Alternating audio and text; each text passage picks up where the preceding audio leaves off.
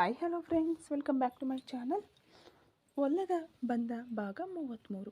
ಕೋಣೆಯೊಳಗೆ ಬಂದು ಸೇರಿದ ನಂತರ ನಕ್ಷತ್ರಾಗೆ ಉಸಿರಾಡಲು ಸಾಧ್ಯವಾಗುತ್ತಿರಲಿಲ್ಲ. ಅವನ ವರ್ತನೆಯಿಂದ ಸ್ತಂಭಿತಳಾದಳು. ಕೋಣೆಯ ಬಾಗಿಲು ಮುಚ್ಚಿದೊಡನೆ ಅಥರ್ವ ನಕ್ಷತ್ರಾಳ ಬಳಿ ಹೋದನು. ಅವಳನ್ನು ತನ್ನ ಹಿಡಿತದೊಳಗೆ ತರಲು ಪ್ರಯತ್ನಿಸಿದನು. ಅವನ ಸ್ಪರ್ಶ ಅವಳಿಗೆ ಜೈಲಿನಂತಿತ್ತು. ಅವಳು ದೂರ ಸರಿದರೂ ಅವನು ಅವಳನ್ನು ಬಿಡಲಿಲ್ಲ. ಎಳೆದು ಗೋಡೆಗೆ ಹೊರಗಿಸಿ ಅವಳ ತುಟಿಗಳನ್ನು ಸೆರೆ ಹಿಡಿದನು. ಅಥರ್ವ ತನ್ನ ನಿಯಂತ್ರಣ ಕಳೆದುಕೊಂಡವನಾಗಿ ಆ ಚುಂಬನದ ಮೂಲಕ ತನ್ನ 2 ವರ್ಷಗಳ ತಳಮಳ ಮತ್ತು ಪ್ರೀತಿ ಹಂಬಲವನ್ನು ಅವಳೊಳಗೆ ಸುರಿಯಲು ಪ್ರಯತ್ನಿಸಿದನು. ಅವಳ ತುಟಿಗಳ ಮೃದುತ್ವದಲ್ಲಿ ತನ್ನ ನಿಜವಾದ ಪ್ರೀತಿಯನ್ನು ಹುಡುಕಿದನು. ಅವನ ಕೈಗಳು ಅವಳನ್ನು ಮೃದುವಾಗಿ ಅಪ್ಪಿಕೊಳ್ಳಲು ಅವನ ಪ್ರೇಮ ಭಾವನೆಗಳು ಮಿತಿ ಇಲ್ಲದೆ ಉಕ್ಕಿ ಹರಿಯಿತು. ನೀನು ನನ್ನ ಹೆಂಡತಿ, ನನ್ನ ಉಸಿರಿನಲ್ಲಿ ಬೆರೆತವಳು, ನನ್ನ ಪ್ರೀತಿಗೆ ಅರ್ಹಳಾದವಳು ಎಂದು ಅವನ ಹೃದಯ ಗರ್ಜಿಸಿತು. ಆದರೆ ನಕ್ಷತ್ರಾಗೆ ಅದು ಕೇವಲ ಅಧಿಕಾರದ ಸ್ಪರ್ಶ ಪ್ರದರ್ಶನದಂತೆ ಕಂಡಿತು.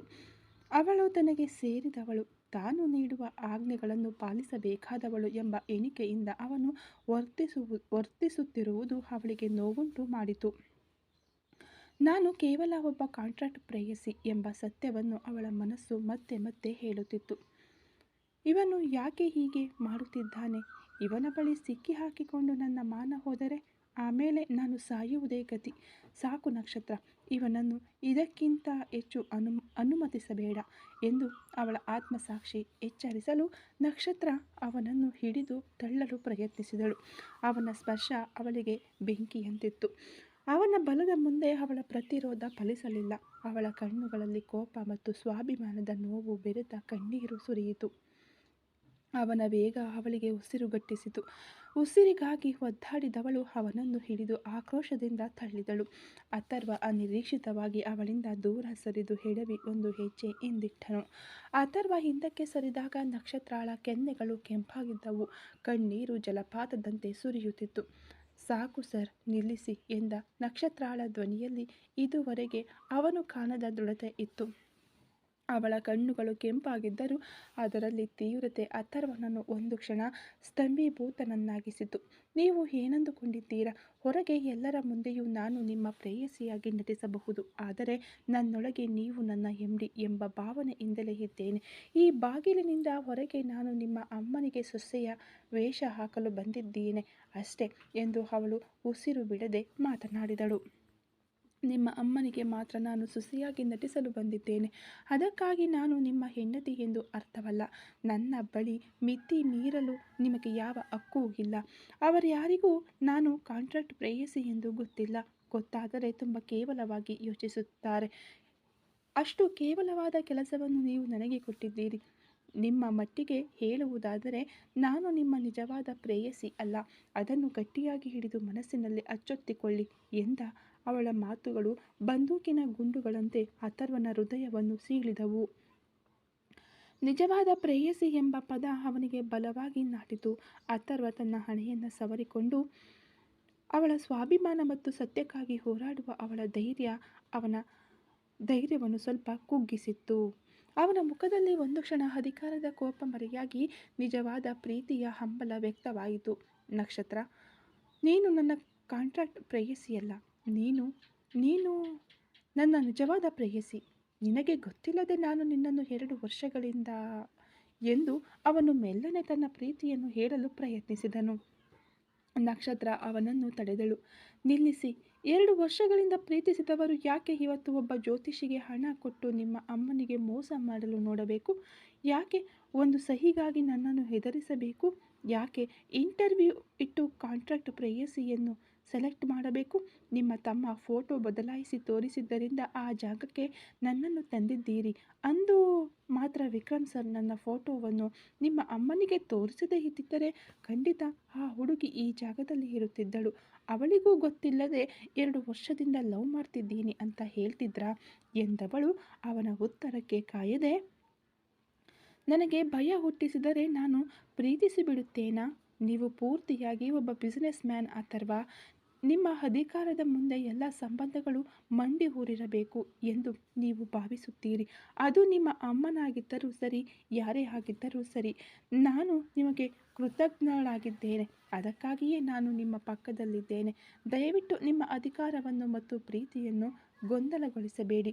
ಆಮೇಲೆ ಈ ರೀತಿ ನನ್ನ ಅನುಮತಿ ಇಲ್ಲದೆ ನನ್ನನ್ನು ಮುಟ್ಟಲು ನಿಮಗೆ ಯಾವುದೇ ಹಕ್ಕಿಲ್ಲ. ನನ್ನ ಶೀಲಕ್ಕೆ ಕಳಂಕ ಬರುವುದಾದರೆ ನಾನು ಕೊಲೆ ಮಾಡಲು ಹಿಂದೇಟು ಹಾಕುವುದಿಲ್ಲ ಎಂದು ಬೆರಳು ತೋರಿ ಒತ್ತಿ ಹೇಳಿದಳು. ಅವಳ ಮಾತುಗಳು ಸತ್ಯದ ಚಾಟಿ ಏಟಿನಂತಿದ್ದವು. ಭಯದಿಂದ ಸಿಗುವ ಪ್ರೀತಿಗಾಗಿ ನಾನು ಹೋರಾಡುತ್ತಿದ್ದೇನಾ ಎಂಬ ಪ್ರಶ್ನೆ ಅವನ ಮನಸ್ಸಿನಲ್ಲಿ ಸುಳಿಯಿತು. ಅವಳ ನಿಜವಾದ ಪ್ರೀತಿಗಾಗಿ ಹಂಬಲಿಸುತ್ತಿದ್ದ ಅವನ ಹೃದಯ ನೋವಿನಿಂದ ಒದ್ದಾಡಿತು.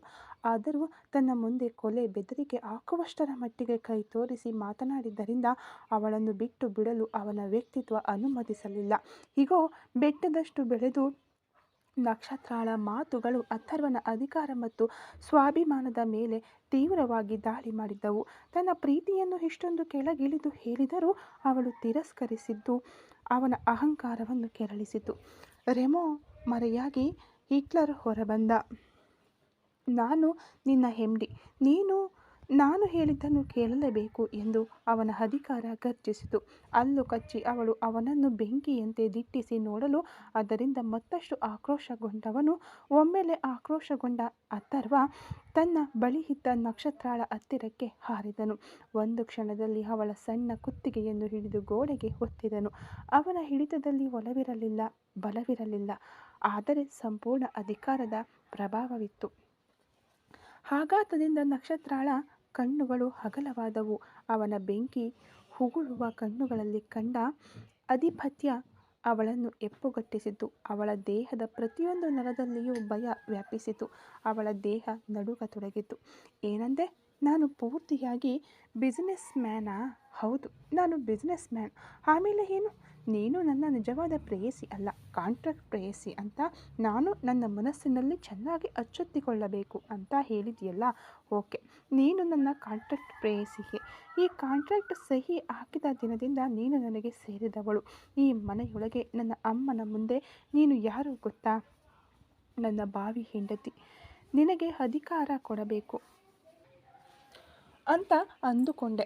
ನೀನು ನನ್ನ ಜೀವದೊಳಗೆ ನನ್ನ ಆಜ್ಞೆಗಳನ್ನು ಪಾಲಿಸಬೇಕಾದವಳು ಎಂದ ಅವನ ಧ್ವನಿ ಕೋಣೆಯಲ್ಲಿ ಪ್ರತಿಧ್ವನಿಸಿತು. ದೃಢವಾಗಿ ಮತ್ತೆ ಜೋರಾಗಿತ್ತು. ಅವಳ ಕುತ್ತಿಗೆಯ ಮೇಲಿನ ಹಿಡಿತ ಬಿಗಿಯಾಗಲಿಲ್ಲ, ಆದರೆ ಅವಳ ಮನಸ್ಸನ್ನು ಗಿರಿಗಿಟ್ಲೆ ಹೊಡೆಸಿತು. ನಿನಗೆ ನನ್ನ ಮೇಲೆ ಕೋಪವಿರಬಹುದು, ದ್ವೇಷವಿರಬಹುದು. ನೀನು ನನ್ನ ಬಳಿ ನಿನ್ನ ಪ್ರೀತಿಯನ್ನು ತೋರಿಸಬೇಕಾಗಿಲ್ಲ. ನಾನು ನಿನ್ನನ್ನು ಸಮೀಪಿಸುವುದೂ ಇಲ್ಲ. ಆದರೆ ಈ ರೂಮ್ ಬಿಟ್ಟು ಬೇರೆಯವರ ಮುಂದೆ ಹೋದಾಗ ನೀನು ನನ್ನ ಪ್ರೇಯಸಿ. ನಿನ್ನ ಕೆಲಸವನ್ನು ಕರೆಕ್ಟಾಗಿ ಮಾಡಬೇಕು, ಅರ್ಥವಾಯಿತಾ ಎಂದ ಅವನ ಧ್ವನಿಯ ಆಳದಲ್ಲಿ ಮುಳುಗಿತು ಅಧಿಕಾರ ಮತ್ತು ಕೋಪ. ನಕ್ಷತ್ರಾಗೆ ಕಣ್ಣೀರು ತರಿಸಿತು. ಕಣ್ಣುಗಳು ತುಂಬಿ ಬರಲು, ಕೆನ್ನೆಗಳ ಮೇಲೆ ಕಣ್ಣೀರು ಸುರಿಯಲು ಅವಳು ಅರ್ಥವಾಯಿತು ಎಂಬಂತೆ ತಲೆಯಾಡಿಸಿದಳು. ಭಯದಲ್ಲಿ ಅವಳಿಂದ ಒಂದು ಮಾತನ್ನು ಆಡಲಾಗಲಿಲ್ಲ. ಅವಳ ದೇಹ ನಡುಕವನ್ನು ತನ್ನ ಹಿಡಿತದಲ್ಲಿ ಸ್ಪಷ್ಟವಾಗಿ ಅನುಭವಿಸಿದವನು ನಿಧಾನವಾಗಿ ಅವಳ ಕುತ್ತಿಗೆಯಿಂದ ಕೈಯನ್ನು ತೆಗೆದನು. ಒಂದು ಕ್ಷಣ ಆ ಕಣ್ಣೀರನ್ನು ಕಂಡು ಮನಸ್ಸು ಕರಗಿದರೂ ಅವಳ ಮಾತುಗಳಿಂದಾದ ಅವಮಾನ ಅವನನ್ನು ಸುಮ್ಮನೆ ಬಿಡಲಿಲ್ಲ. ತನ್ನ ಅಧಿಕಾರ ಸ್ಥಾಪನೆಯಾಗಬೇಕು ಎಂದುಕೊಂಡನು.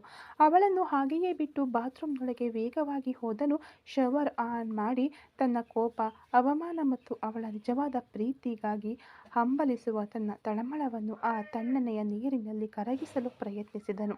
ಸ್ವಲ್ಪ ಸಮಯದ ನಂತರ ಶಾಂತನಾಗಿ ಹೊರಬಂದ ಅಥರ್ವ ಅವಳು ಮಂಚದ ಮೇಲೆ ಮುದುರಿ ಮಲಗಿರುವುದನ್ನು ಕಂಡನು. ಅವಳ ಕೂದಲು ಹರಡಿಕೊಂಡಿತ್ತು. ಕಣ್ಣೀರಿನ ತೇವ ಕೆನ್ನೆಗಳ ಮೇಲಿತ್ತು. ಭಯದಲ್ಲಿ ನಡುಗುತ್ತಿರುವುದು ಕಾಣುತ್ತಿತ್ತು. ಅಥರ್ವನ ಮನಸ್ಸು ಕ್ಷಣಾರ್ಧದಲ್ಲಿ ಕರಗಿತು. ಎಷ್ಟೇ ಅಧಿಕಾರ ತೋರಿಸಿದರೂ ಅವಳನ್ನು ನೋಯಿಸಲು ಅವನಿಂದ ಸಾಧ್ಯವಾಗಲಿಲ್ಲ. ಅವಳ ಬಳಿ ಹೋದವನು ಮೃದುವಾಗಿ ಅವಳ ಕೈಯನ್ನು ಹಿಡಿದನು. ನಕ್ಷತ್ರ, ಎದ್ದು ಹೋಗಿ ಸ್ನಾನ ಮಾಡಿಕೊಂಡು ಡ್ರೆಸ್ ಚೇಂಜ್ ಮಾಡಿಕೊಂಡು ಬಾ, ಹೊತ್ತಾಗುತ್ತಿದೆ, ಎಲ್ಲರೂ ಊಟಕ್ಕೆ ಹೋಗಬೇಕು ಎಂದು ಮೃದುವಾದ ಧ್ವನಿಯಲ್ಲಿ ಆಜ್ಞಾಪಿಸಿದನು. ಅವಳು ಅದಕ್ಕೆ ಪ್ರತಿಕ್ರಿಯಿಸಲಿಲ್ಲ. ಈಗ ಮತ್ತೆ ಕೋಪ. ವೇಗವಾಗಿ ಬಾಗಿ ಅವಳ ಕೈಗಳನ್ನು ಹಿಡಿದು ತಲೆ ಎತ್ತಿದನು. ಆ ಸ್ಥಿತಿಯಲ್ಲಿಯೂ ಅವಳು ಅವನನ್ನು ದಿಟ್ಟಿಸಿದಳು. ಲೆಕ್ಕಿಸದೆ ಎಳೆದುಕೊಂಡು ಹೋಗಿ ಬಾತ್ರೂಮ್ ಒಳಗೆ ತಳ್ಳಿ ಬಾಗಿಲು ಮುಚ್ಚಿದನು. ನಕ್ಷತ್ರಗೆ ಬೇರೆ ಬಟ್ಟೆಗಳನ್ನು ತೆಗೆದುಕೊಳ್ಳದೆ ಬಾತ್ರೂಮ್ಗೆ ತಳ್ಳಿದ್ದು ನೆನಪಿಗೆ ಬರಲು ಭಯದಿಂದ ಎದ್ದಳು. ಅವಳ ದೇಹ ಇನ್ನೂ ನಡುಗುತ್ತಲೇ ಇತ್ತು. ಬಾಗಿಲು ತೆರೆಯಲು ಪ್ರಯತ್ನಿಸಲು ಅವನು ಹೊರಗಿನಿಂದ ಚಿಲಕ ಹಾಕಿದ್ದನು. ಬೇರೆ ದಾರಿ ಇಲ್ಲ. ಇವನ ಹತ್ತಿರ ಕೋಪ ಮಾಡಿಕೊಂಡು ಏನು ಮಾಡುವುದು? ಕೆಲಸಕ್ಕೆ ಬಂದಿರುವುದು ಅವನ ಅಗತ್ಯಕ್ಕೆ. ನನ್ನನ್ನು 2 ವರ್ಷ ಪ್ರೀತಿಸಿದ್ದಾಗಿ ಸುಳ್ಳು ಹೇಳುತ್ತಾನೆ. ಪ್ರೀತಿ ಅಂದಾಕ್ಷಣ ನಾನು ಇವನ ಬಲೆಗೆ ಬಿದ್ದು ಬಿಡುತ್ತೇನಾ? ಛೆ, ಎಂಥ ಮನುಷ್ಯ ಎಂದು ನಕ್ಷತ್ರ ಗೊಣಗಿಕೊಂಡು ಪ್ರಯೋಜನವಿಲ್ಲ. ಮೊದಲು ಹೊರಗೆ ಹೋಗೋಣ ಎಂದು ಯೋಚಿಸಿದವಳು ಸರ್ ಎಂದು ಬಾಗಿಲು ತಟ್ಟಿದಳು. ಈಗ ನೆನಪಿಗೆ ಬಂದವನಂತೆ ಬಾಗಿಲು ತೆಗೆದನು. ಅವಳು ಹಿಂಜರಿಕೆಯಿಂದ ಅವನನ್ನು ನೋಡಿದಳು. ಅಥರ್ವ ಪರಿಸ್ಥಿತಿಯನ್ನು ಅರ್ಥ ಮಾಡಿಕೊಂಡನು. ಅವಳ ಭಯ ಮಿಶ್ರಿತ ಮುಖವನ್ನು ನೋಡಿ ಮುಗುಳ್ನಕ್ಕವನು ಒಳಗೆ ಇರು, ಡ್ರೆಸ್ ತರುತ್ತೇನೆ ಎಂದನು. ಅವನು ಅವಳ ಡ್ರಾಯರ್ನಲ್ಲಿದ್ದ ಒಂದು ಚೂಡಿದಾರ್ ಸೆಟ್ ತೆಗೆದು ಅವಳತ್ತ ಚಾಚಿದನು. ಆ ಸಮಯದಲ್ಲಿ ಅವಳು ಹಿಂದೆ ಆಡಿದ ತೀಕ್ಷ್ಣ ಮಾತುಗಳು ಅವನ ಮನಸ್ಸಿನಲ್ಲಿ ಸುಳಿದಾಡಿದವು. ಅವಳ ಸ್ವಾಭಿಮಾನವನ್ನು ಗೌರವಿಸುವಂತೆ ಅವನು ತನ್ನ ದೃಷ್ಟಿಯನ್ನು ಬೇರೆಡೆ ತಿರುಗಿಸಿಕೊಂಡನು. ನಕ್ಷತ್ರ ಸ್ನಾನ ಮುಗಿಸಿ ಚೂಡಿದಾರ್ ಧರಿಸಿ ಹೊರಬಂದಳು. ಅವಳ ಮುಖ ಕಾಂತಿಯುತವಾಗಿತ್ತು, ಆದರೆ ಕಣ್ಣುಗಳ ಕೆಂಪು ಇನ್ನೂ ಮಾಸಿರಲಿಲ್ಲ. ಅವಳ ಕೂದಲು ಒದ್ದೆಯಾಗಿತ್ತು. ಬಾ ಎಂದು ಅವಳನ್ನು ಕರೆದವನು ತನ್ನ ಹೇರ್ ಡ್ರೈಯರ್ ತೆಗೆದುಕೊಂಡು ಮೃದುವಾಗಿ ಅವಳ ಒದ್ದೆ ಕೂದಲನ್ನು ಒಣಗಿಸಲು ಪ್ರಾರಂಭಿಸಿದನು. ಅವನ ಕೈಗಳು ಅವಳ ಕೂದಲಿನಲ್ಲಿ ಕೆಲಸ ಮಾಡುತ್ತಿರಲು ನಕ್ಷತ್ರ ಮೌನವಾಗಿ ನಿಂತಿದ್ದಳು. ಅದೊಂದು ಪ್ರೀತಿಯ ಕೃತ್ಯ, ಕಾಳಜಿ. ಆದರೆ ಈಗ ಅವಳೊಳಗೆ ಭಯ ಬೆರೆತಿತ್ತು. ಬೇಡ ಎಂದು ತಡೆದರೆ ಅವನು ಮೃಗವಾಗಿ ಬದಲಾಗುತ್ತಾನೆ. ಬೇಡದ ಸಮಸ್ಯೆ ಬೇಡ ಎಂದು ಸುಮ್ಮನಿದ್ದಳು. ಕೂದಲು ಒಣಗಿಸಿ ದೂರ ಸರಿದು ಸೋಫಾದ ಮೇಲೆ ಕುಳಿತನು. ತನ್ನ ಕೂದಲನ್ನು ಜಡೆ ಹೆಣೆದುಕೊಂಡಳು. ಇಬ್ಬರು ಕೆಳಗೆ ಹೋದರು. ಅಲ್ಲಿ ಡೈನಿಂಗ್ ಹಾಲ್ನಲ್ಲಿ ಆಗಲೇ ಎಲ್ಲರೂ ಕುಳಿತು ಊಟಕ್ಕಾಗಿ ಕಾಯುತ್ತಿದ್ದರು. ಅಥರ್ವನ ಅಮ್ಮ ಅನಾರೋಗ್ಯದ ಕಾರಣ ತಮ್ಮ ಕೋಣೆಯಲ್ಲಿ ವಿಶ್ರಾಂತಿ ಪಡೆಯುತ್ತಿರಲು ಉಳಿದ ಕುಟುಂಬದ ಸದಸ್ಯರೆಲ್ಲರೂ ಇದ್ದರು. ಅವನ ದೊಡ್ಡಪ್ಪ ಕಟ್ಟುನಿಟ್ಟಾದ ನೋಟ ಬೀರಿದರು. ದೊಡ್ಡಮ್ಮ ಗೌರಿಯ ಮುಖದಲ್ಲಿ ಒಂಥರ ಸಿಡುಕು ಮತ್ತು ಅಥರ್ವನ ಕೃತ್ಯವನ್ನು ದಂಡಿಸುವಂತಹ ನೋಟವಿತ್ತು. ಯಾಶಿಕಾ ಅವಳ ಕಣ್ಣುಗಳಲ್ಲಿ ಕಿರಿಕಿರಿ ಮತ್ತು ಕೋಪ ಬೆರೆತ ಕ್ರೂರ ನೋಟ ನಕ್ಷತ್ರಾಳ ಮೇಲೆ ಬಿತ್ತು. ಅಥರ್ವನ ಮೇಲಿರುವ ಅವಳ ಹಂಬಲ ಮತ್ತು ನಕ್ಷತ್ರಾಳ ಮೇಲಿರುವ ಅಸೂಯೆ ಸ್ಪಷ್ಟವಾಗಿ ಕಾಣುತ್ತಿತ್ತು. ಅತ್ತೆ ಮಾವನ ದೃಷ್ಟಿಯಲ್ಲೂ ಒಂದು ಬೇರೆ ರೀತಿಯ ಪ್ರಶ್ನೆ ಮತ್ತು ವಿಮರ್ಶೆ ಬೆರೆತಿತ್ತು. ಈ ಕಠಿಣ ನೋಟಗಳ ನಡುವೆ ಅಥರ್ವನ ದೊಡ್ಡಪ್ಪನ ಮಗಳು ತುಳಸಿ ಮತ್ತು ಅವಳ ಗಂಡ ಸಂತೋಷ್ ಇದ್ದರು. ಅವರಿಬ್ಬರ ಮುಖದಲ್ಲೂ ತುಂಟ ನಗೆ ಇತ್ತು. ಇದಕ್ಕೆಲ್ಲ ಕಾರಣ ಇಬ್ಬರು ಈಗ ತಲೆಗೆ ಸ್ನಾನ ಮಾಡಿ ಬಟ್ಟೆ ಬದಲಾಯಿಸಿಕೊಂಡು ಬಂದಿರುವುದು ತುಂಬ ಹೊತ್ತಾಗಿದ್ದರಿಂದ ಇವರು ತಪ್ಪಾಗಿಯೇ ಭಾವಿಸಿದ್ದರು. ಬನ್ನಿ ಅಣ್ಣ, ಅತ್ತಿಗೆ, ನೀವು ಬರುವುದು ಲೇಟ್ ಆದಾಗ ನಿದ್ದೆ ಮಾಡಿದ್ದೀರಾ ಅಂತ ಅಂದುಕೊಂಡೆ ಎಂದು ವಿಕ್ರಮ್ ತಮಾಷೆಯಾಗಿ ಮಾತನಾಡಿದನು. ಅವನ ಗೇಲಿಯ ಮಾತಿನಲ್ಲಿ ಅಣ್ಣ ಅತ್ತಿಗೆಯ ಮೇಲಿನ ಪ್ರೀತಿ ಮತ್ತು ತುಂಟತನ ಬೆರೆತಿತ್ತು. ಸುಮ್ಮನಿರು ವಿಕ್ರಮ್, ನಕ್ಷತ್ರ ಸುಮ್ಮನೆ ಎಷ್ಟೊಂದು ಹೆದರುತ್ತಾಳೆ ಅಂತ ನಿನಗೆ ಗೊತ್ತಿಲ್ವಾ ಎಂದು ತುಳಸಿ ನಗಲು ಸಂತೋಷ್ ಅವಳ ಮಾತಿಗೆ ದನಿಗೂಡಿಸಿದನು. ಆಗ ಅಥರ್ವ ನಕ್ಷತ್ರಾಳ ಭುಜವನ್ನು ಅಪ್ಪಿಕೊಂಡು, ಅದು ಏನೂ ಇಲ್ಲ, ನನ್ನ ಹೆಂಡತಿ ಜೊತೆ ಮಾತನಾಡುತ್ತಿದ್ದೆ, ಅದರಲ್ಲಿ ಸಮಯ ಹೋದದ್ದೇ ಗೊತ್ತಾಗಲಿಲ್ಲ ಎಂದು ಸುಳ್ಳು ಹೇಳಿ ಪರಿಸ್ಥಿತಿಯನ್ನು ನಿಭಾಯಿಸಿದನು. ತಾವು ಅತ್ಯುತ್ತಮ ಪ್ರೇಮಿಗಳು ಎಂಬುದನ್ನು ಖಚಿತಪಡಿಸುವಂತೆ ಅವನು ನಟಿಸಿದನು. ನಕ್ಷತ್ರ ಅಥರ್ವನ ಅಪ್ಪುಗೆಯಲ್ಲಿ ಮೌನವಾಗಿ ನಿಂತಿದ್ದಳು. ಕುಟುಂಬದ ಎದುರಿನಲ್ಲಿ ಅವನು ಅಧಿಕಾರಿಯಾದರೆ ಪ್ರೀತಿಯುಳ್ಳ ಪ್ರೇಮಿಯಂತೆ ವರ್ತಿಸುವುದು ಆಶ್ಚರ್ಯಕರವಾಗಿತ್ತು. ಒಬ್ಬ ಮನುಷ್ಯನಿಂದ ಹೀಗೆ ದ್ವಿಪಾತ್ರ ಮಾಡಲು ಸಾಧ್ಯವಾ ಎಂದು ಅವನ ಮೇಲೆ ಕಿರಿಕಿರಿಯಾಗಿತ್ತು. ಈ ಕಾಂಟ್ರಾಕ್ಟ್ ಯಾವಾಗ ಮುಗಿಯುತ್ತದೆ ಎಂಬ ಹಂಬಲ ಅವಳ ಮನಸ್ಸಿನಲ್ಲಿ ಶಾಶ್ವತವಾಗಿ ಉಳಿದು ಬಿಟ್ಟಿತ್ತು. ಎಲ್ಲರೂ ಊಟ ಮುಗಿಸಿ ಮಲಗುವ ಕೋಣೆಗೆ ಹೋದರೂ ಅಥರ್ವ ಹಾಸಿಗೆಯ ಮೇಲೆ ಮಲಗಲು ಅವಳು ಬರೀ ನೆಲದ ಮೇಲೆ ಮಲಗಿದಳು. ನಕ್ಷತ್ರ, ಮೇಲೆ ಬಂದು ಮಲಗು, ಬರೀ ನೆಲದ ಮೇಲೆ ಮಲಗಿದರೆ ದೇಹಕ್ಕೆ ಒಗ್ಗುವುದಿಲ್ಲ ಎಂದು ಅಧಿಕಾರದ ಧ್ವನಿಯಲ್ಲಿ ಹೇಳಿದನು ಅಥರ್ವ. ಮುಗಿಯಿತು, ಈಗ ನಾನು ನಾನಾಗಿರಬಹುದು. ನಿಮ್ಮ ಪಕ್ಕದಲ್ಲಿ ಮಲಗಲು ನನಗೆ ಇಷ್ಟವಿಲ್ಲ, ಪ್ಲೀಸ್, ಅದಕ್ಕೆ ಬೇರೆ ರೀತಿಯ ಹಾಲನ್ನು ನೋಡಿಕೊಳ್ಳಿ ಎಂದು ಮುಖಕ್ಕೆ ಹೊಡೆದಂತೆ ಹೇಳಿಬಿಟ್ಟು ಅವಳು ತಿರುಗಿ ಮಲಗಲು ಬೇರೆ ರೀತಿಯವರನ್ನು ನೋಡಿ ಎಂಬ ಮಾತು ಅವನಿಗೆ ಮತ್ತಷ್ಟು ಪೆಟ್ಟು ನೀಡಿತು. ಹಲ್ಲು ಕಚ್ಚಿಕೊಂಡು ಕೆಳಗೆ ಬಂದವನು ಹಾಗೆಯೇ ಅವಳನ್ನು ಎತ್ತಿ ತನ್ನ ಹಾಸಿಗೆಯ ಮೇಲೆ ಎಸೆದನು. ಭಯದಿಂದ ನೋಡಲು ಮಧ್ಯದಲ್ಲಿ 2 ದಿಂಬುಗಳನ್ನು ಎಸೆದು ಆ ಕಡೆ ತಿರುಗಿ ಮಲಗಿ ಕಣ್ಣು ಮುಚ್ಚಿದನು ಅಥರ್ವ. ಬಹಳ ಹೊತ್ತಿನ ನಂತರ ಕಣ್ಣು ಮುಚ್ಚಿದಳು ನಕ್ಷತ್ರ. ಆಗ ಹೊಸ ನಂಬರ್ನಿಂದ ಫೋನ್ ಬಂತು. ಕರೆ ಸ್ವೀಕರಿಸಿ ಹಲೋ ಎಂದನು ಅಥರ್ವ. ಯಾಮಿನಿಯ ಅಳುವಿನ ಧ್ವನಿ ಕೇಳಿಸಿತು. ನಿನ್ನಿಂದಾಗಿ ಇನ್ನೂ ಸ್ವಲ್ಪ ಹೊತ್ತಿನಲ್ಲಿ ನಾನು ಸಾಯಲಿದ್ದೇನೆ. ನನ್ನ ಸಾವಿಗೆ ಕಾರಣ ನೀನೇ. 2 ವರ್ಷಗಳ ನಂತರ ನನ್ನ ಮೇಲೆ ಸೇಡು ತೀರಿಸಿಕೊಳ್ಳಲು ಶುರು ಮಾಡಿದ್ದೀಯಾ? ನನ್ನ ಸಾವಿನ ನಂತರ ನಿನಗಿರುವ ಶಿಕ್ಷೆ ಖಂಡಿತ ಸಿಗುತ್ತದೆ ಎಂದು ಅಳುತ್ತಲೇ ಆತುರಾತುರವಾಗಿ ಮಾತನಾಡಿ ಫೋನ್ ಇಟ್ಟಳು ಯಾಮಿನಿ. ಆಘಾತದಿಂದ ಎದ್ದು ಬಾಗಿಲು ತೆಗೆದನು ಅಥರ್ವ. ಸದ್ದು ಕೇಳಿ ಎಚ್ಚರಗೊಂಡಳು ನಕ್ಷತ್ರ. ಈ ಕತೆ ಇನ್ನು ಮುಂದುವರಿಯುವುದು. Thank you so much.